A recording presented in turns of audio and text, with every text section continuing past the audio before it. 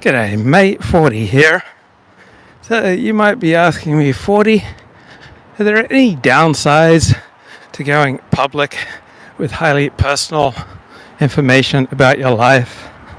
Are there any downsides to weighing in on hot button issues like President Donald Trump's executive order banning transgender individuals from the US military? Is there any downside to publicly weighing in on that hot button issue? Is there any possible negative consequences with going public about such intimate details as your gender dysphoria and your childhood and how you were raised and your sexual feelings and your sexual identity and how you've struggled with this over the years, and then how you've begun a transition in 2023, and how people around you have been so supportive, and how you strongly disagree with the president? Are there any downsides to being so public with such private information? And the answer is yes. Do not go public with intimate information about your life if you are not at ease with people gossiping about you. Now, after the Wednesday night plane crash in Washington, D.C., so a Black Hawk helicopter appeared to me and to thousands of other people to have directly flown into the flight path of that American Airlines flight. Appeared to be an act of mass murder, an act of terror. And in a highly unusual move, the United States military is not revealing the name of the female pilot who was operating the Black Hawk helicopter that had gone on a very unusual flight path prior to the collision. It appeared to have been trying to collide with two other airplanes before finally successfully colliding with American Airlines. And at the request of her family, the US military is not releasing her name. And that's highly unusual. So you have what appears to be an act of mass murder and mass terror. And the US military, at the request of the family, is refusing to release the name of the female pilot who appears to have committed an deliberate act of mass murder and mass terror. So approximately 69 people are dead as a result of this female pilot. And the President of the United States, the most powerful person in the world, blamed the crash on diversity, equity, and inclusion. So we have a story topping the news, what appears to be the mass murder of 69 people by a deliberate act of terrorism by a female pilot on a U.S. military Black Hawk. We have the President of the United States stating publicly that he believes that this was the result of diversity, equity, inclusion policies. And on the same day of this crash, you have a transgender, male to female, National Guard, Black Hawk helicopter pilot trainee based in Virginia, right, which is right next to Washington, D.C., giving very intimate details of her life, opposing Donald Trump on the hot button issue of his executive order expelling transgender members of the U.S. military, going into very intimate details of her life.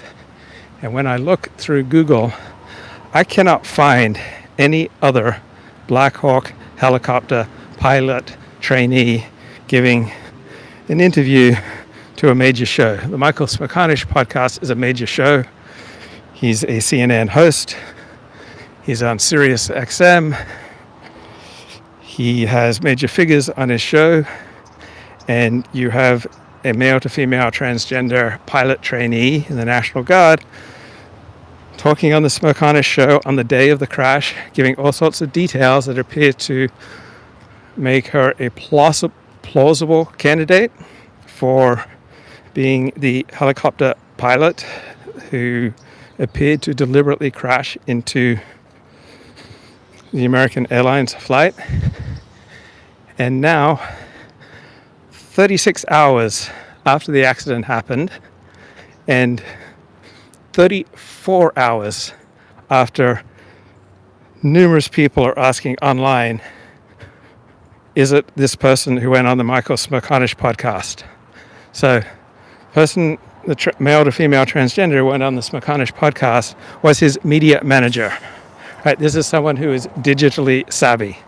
This appears to be an extremely online person who, for 34 hours, declined to say anything about the hundreds of people asking, was the person who appeared on the Michael Smerconish podcast the pilot?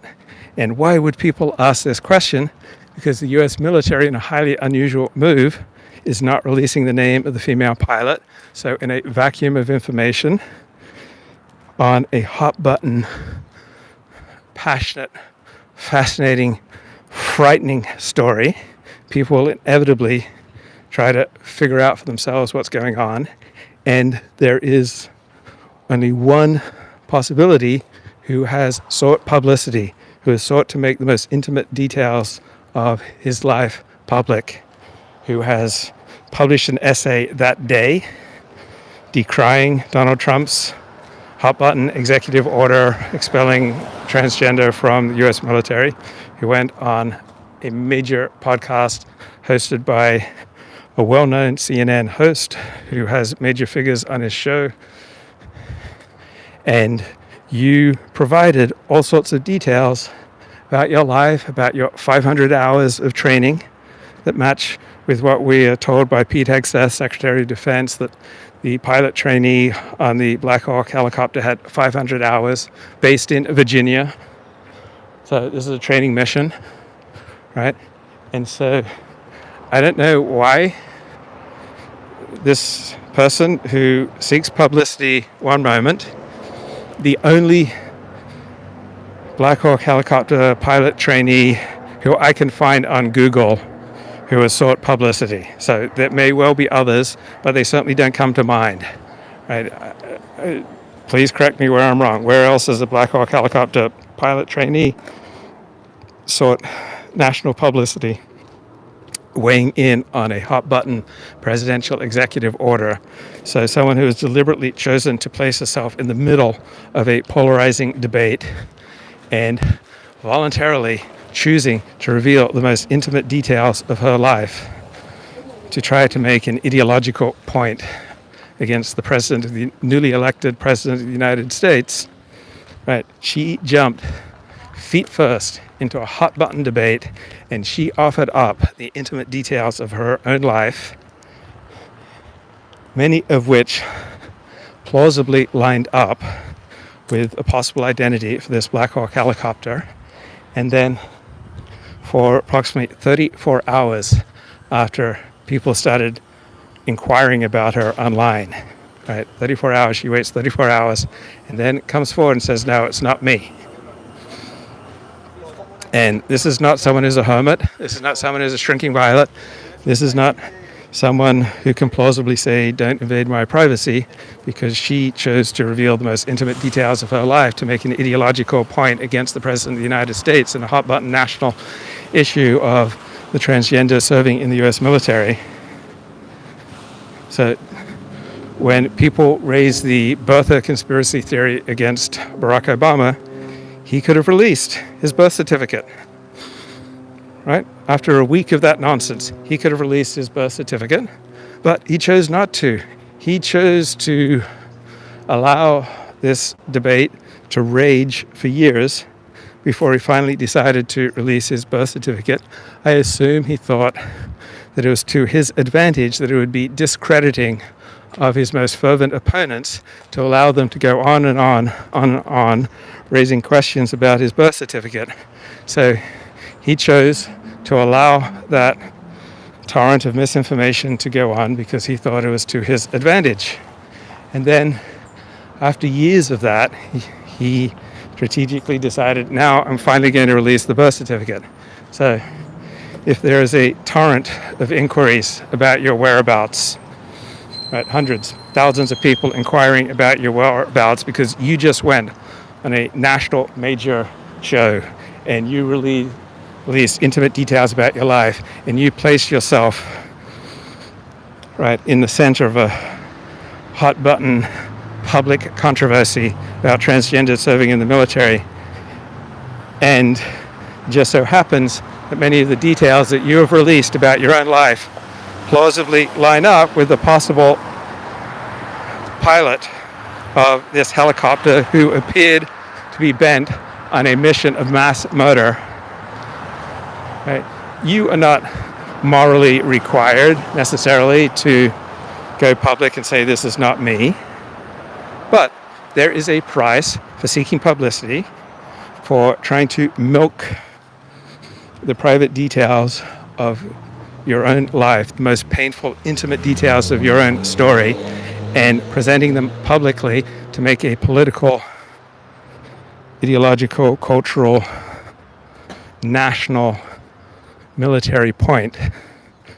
Right? There are consequences for that. And if the exact same situation were to occur tonight, the exact same thing will happen, right? If people in charge will not release the name of a person who appeared to be bent on an act of mass murder and mass terrorism, and that very same day you have gone public with a riveting, intimate, like warts and all, fully disclosing painful details about your own life, and you have released that day details to the public that make you a plausible candidate, the only plausible candidate in the eyes of those who do not know, then there will be consequences. People will want to know, is this you? So, for example, if there's a news story today, there's been a news story over the past year that an actor by the name of Luke Ford in Scotland was arrested and convicted of various sex crimes. So I'm not based in Scotland, so nobody thinks it's me. But if there's a news story today that an Australian-American dual citizen who converted to Orthodox Judaism, lives in Los Angeles, and is a longtime blogger and vlogger, has done something horrible, right? I may not necessarily be legally and perhaps not even morally compelled to speak out and say this is not me, but there will be immediately hundreds of people saying, is that you, Luke Ford? And the longer I wait to say, no, it's not me, right, the more speculation will build. And so we all have a profound influence on how other people view us.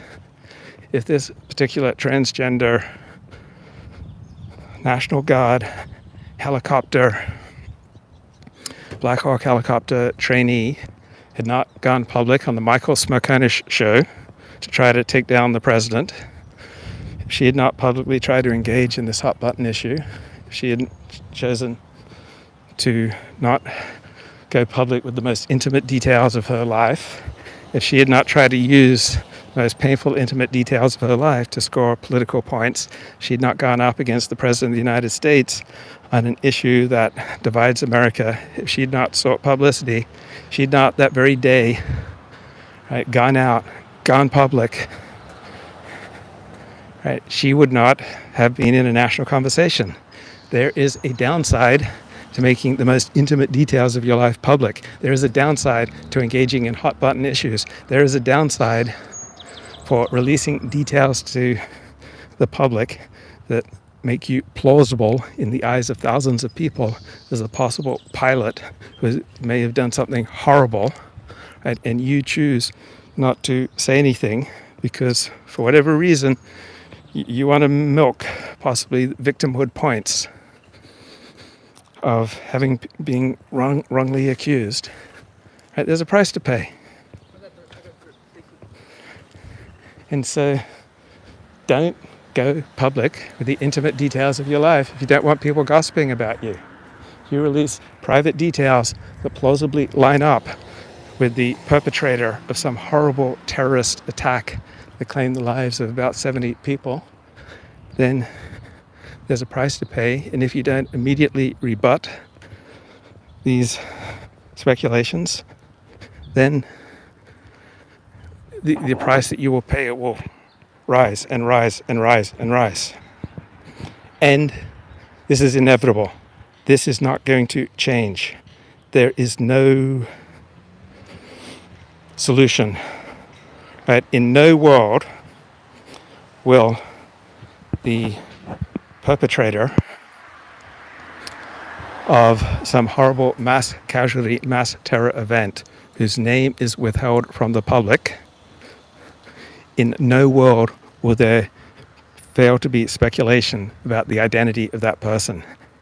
And if you have gone public to promote your cause and to promote yourself, and if you have tried to use the most painful details of your life to score political points, and you have chosen to release details that then plausibly line up with the possible perpetrator of a mass casualty terror event, or what appears that way, then there's a price to pay.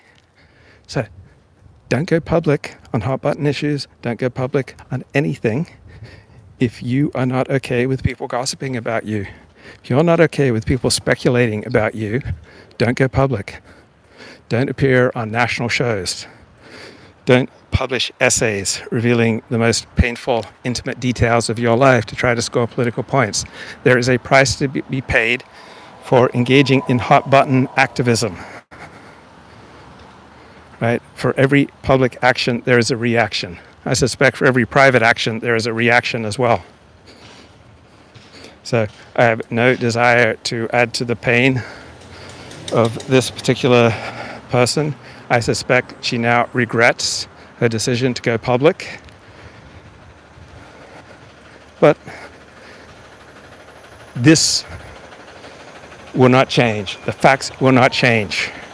Right? If people in charge do not give us the identity of someone who appears to have committed some terror attack that took the lives of 69 people, and you have publicly retailed information that makes you the most plausible or the most likely candidate, don't be surprised when people ask, was this you? And last night, I noticed for more than 21 hours before I ever mentioned this topic, people had been posting publicly, socially, on X, on Facebook, on other platforms for more than 21 hours. People had been asking, hey, this person who the very day of the crash sought national publicity on a hot button issue and details of her life make her a plausible candidate to be the pilot of this Black Hawk helicopter. Right, 21 hours went by for someone who was the media manager for the Smokeonish show, and she chooses not to respond and even waits a day and a half to respond to thousands of people inquiring, is this you? After you created the attention seeking in the first place. Right. Then you bear substantial responsibility for your own misery, and other people would do well to consider, do I want to pay this type of price? And now that we know that she was not apparently the pilot, then people should stop using her name in connection with Black Hawk. And as soon as I saw that information this morning, I unretweeted any tweets that I had seen, that I tweeted, asking if this was the person who got on Smokeonish, was this the person on the podcast. I deleted my show where a section of it was asking, is this the identity of the pilot? But I cut out and have kept up many videos asking questions about this crash, because it appears to me as a total amateur This was an deliberate act of mass murder, mass terror. And we need to know who was piloting that Black Hawk helicopter. And there are consequences for your behavior, right? If you are so shoddy or so evil to have been piloting this helicopter, then that will have negative consequences for your family. Where is your remorse, Luke? Is that not an article of your faith? I have no remorse, but I am open to the criticism. That's why, Team Blair, I'm not blocking you, I'm not deleting you, I make you a moderator. Right? Criticism makes me better. At this point in time, unless I see something that I wrote or said that was ill-considered, there is no way to avoid asking these questions if this event happens tonight, right? Someone chooses to make themselves a public figure on a hot button issue, lines themselves up by releasing private details that make them a plausible candidate, the only plausible candidate. There will inevitably be questions. And if you do not act quickly to respond to those questions, that speculation will only grow. There will never be a world where you appear to have an act of mass terrorism with scores of casualties, where people will just be at ease with not knowing who perpetrated what appears to be an act of mass terror. So, there we go.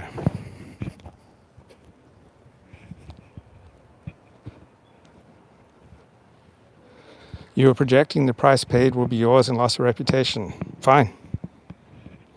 This is a man standing in a dingy closet with bits of string connecting disparate details, blaming the newspaper he clipped the details out of. Fair enough. Blaming her for your slander is ludicrous. I'm not blaming her. There's not 1 ounce of blame. She is not morally culpable, but there are consequences. All right, let's say I jump up right now, and when I come down, I break my ankle somehow. Right? I'm not to blame. It's bad luck, but it is a consequence of my choice of jumping up. She jumped up to be part of a national conversation on a highly controversial issue, and she chose to deliberately release private details of her life, and there are consequences to that. I don't blame people for going public with their private information. I go public with my private information, and there are consequences to that, right? There are downsides. There is pain. There is social ostracism. There is unfair blame, unfair finger pointing.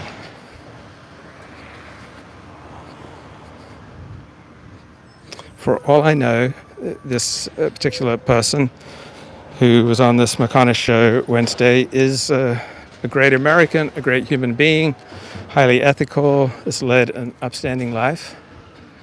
And even righteous people, when they choose to get into the public arena and relate intimate details of their life to try to score ideological and political points, they will experience pain as a result of that. Do I blame people who choose to play football for getting CTE? I don't blame them, but it is a consequence of choosing to play football. You choose to play tackle football, you're highly likely to get CTE. You choose to play tackle football in the public arena by releasing intimate details of your life to score political points, you're highly likely to suffer severe blowback and pain. You're not to blame for playing football. You're not to blame for going public on hot button issues, but there are consequences. People will speculate about you in a way that they will not if you're just a complete private citizen.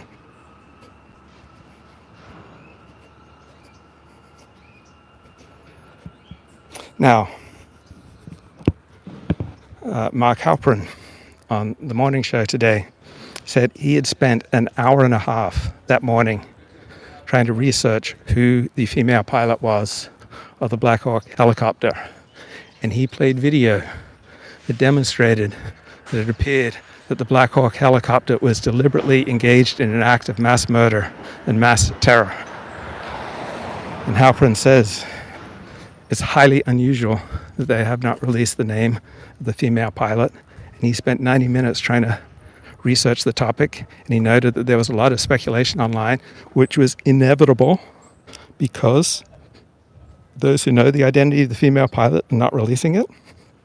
And Donald Trump interjected into this conversation, talking that the crash was the result of diversity, equity, and inclusion.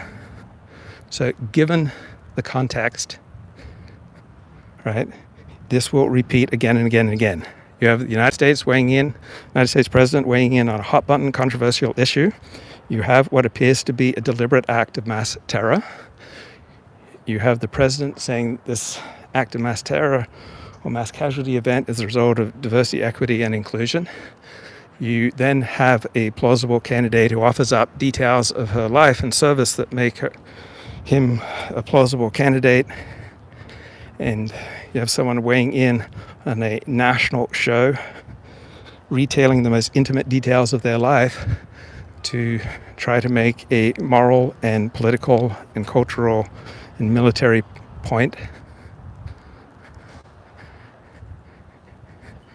How can there not be questions asked if you are the only person in this category who's plausible to the general public because you went public on a national show?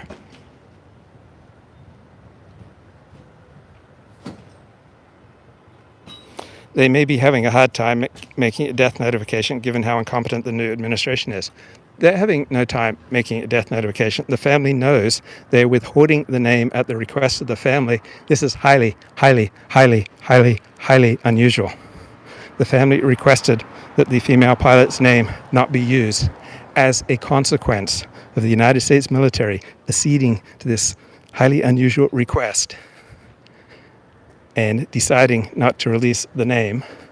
There is frenzied speculation about who is the possible perpetrator of what appears to be a mass terror event. Mark Halperin didn't spend 90 minutes on this topic before the morning show because it's just irrelevant and just so obvious that people shouldn't speculate. Sure, Trump stoked your rush to judgment. That's something we libtards have been on about. And the helicopter pilot trainee played a role. She went on a national show the very day of the crash, and she offered up private details, geographic details, training details, history details, location details that all made her a plausible candidate on the very day of the crash. And then he chooses to wait 36 hours to make a response. So for a day and a half, people are asking, is this you? Is this you? Is this you? Is this you? And he chose not to respond. Inevitably, there will be frenzied speculation.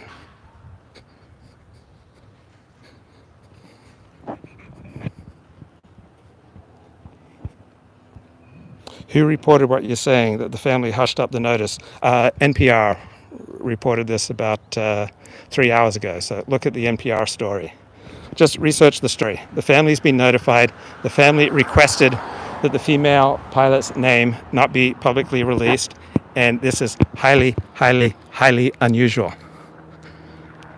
And if you look at the video, the two new videos that Mark Halperin played on this morning's show, it looked like a deliberate act of mass terror. And so why does an experienced journalist like Mark Halperin spend 90 minutes this morning before the show trying to find out about the identity of this helicopter pilot? Because in this situation, there will be a public frenzy in any public, right, to find out the identity of someone who appeared to deliberately slaughter 67, 69 innocent people.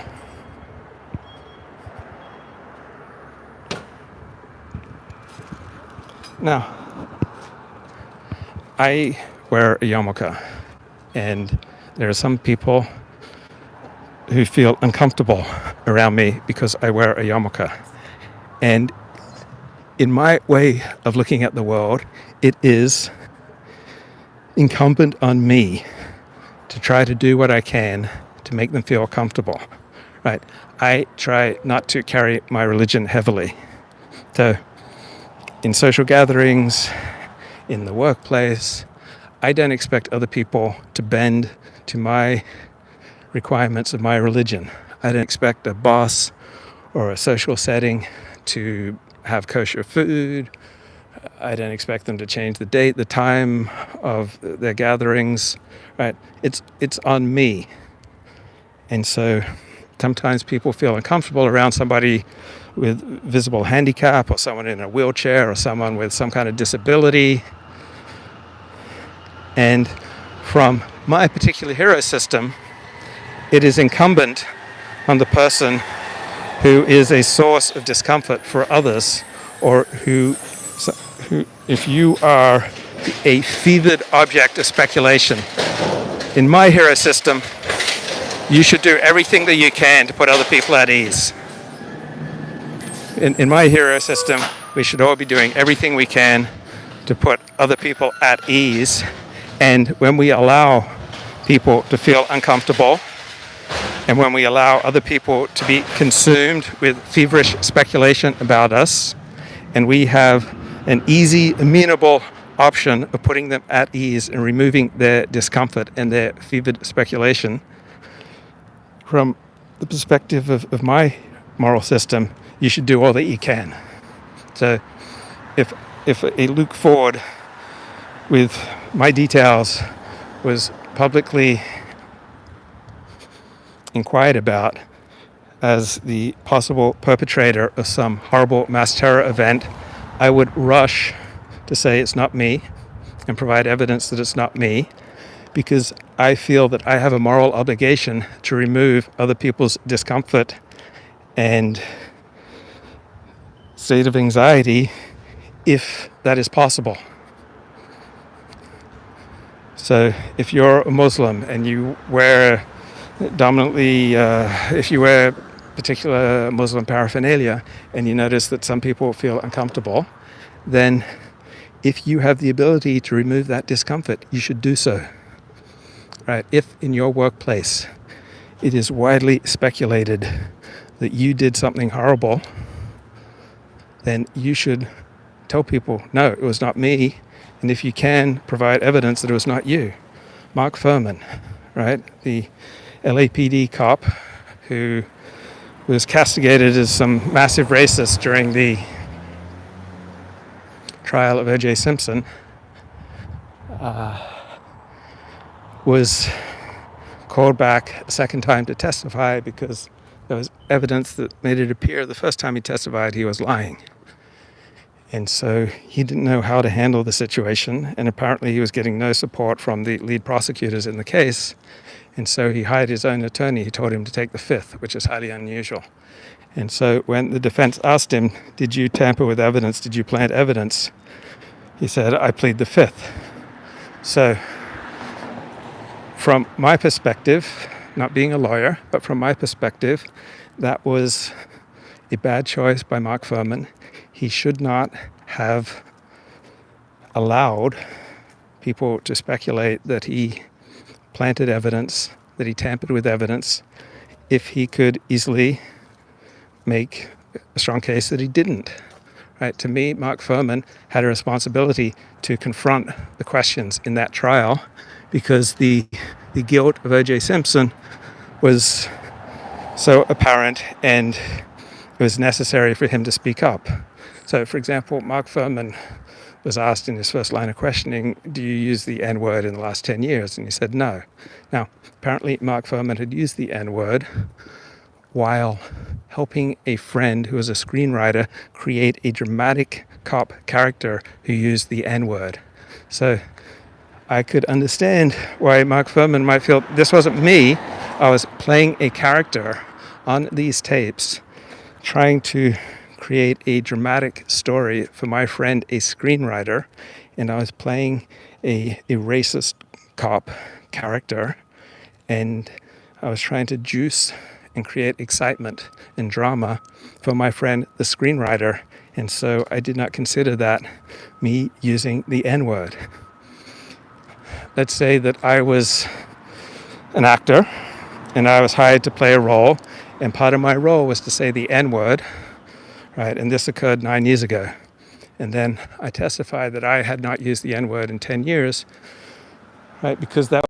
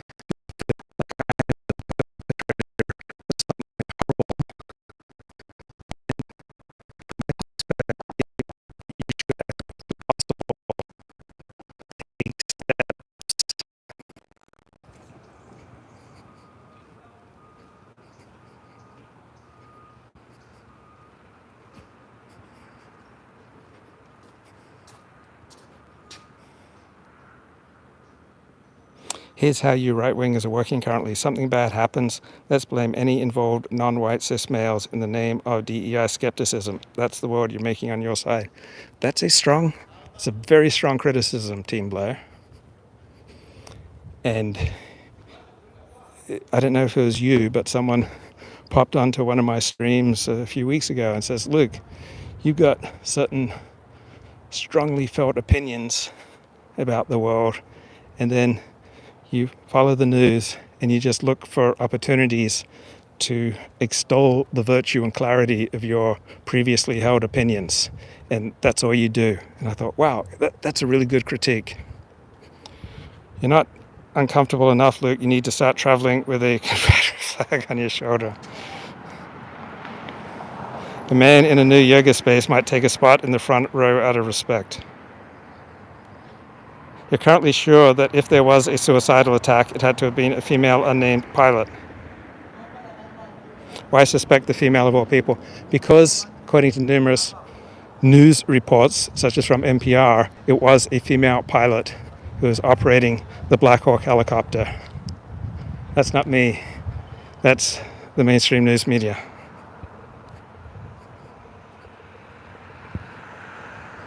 And when it's found to be an accident, you'll blame the woman because she's a woman. We shouldn't do that, and this is a good critique, Team Blair. I'm glad you're making it. Anti-DEI is just the new lens through which to prejudge people outside your group.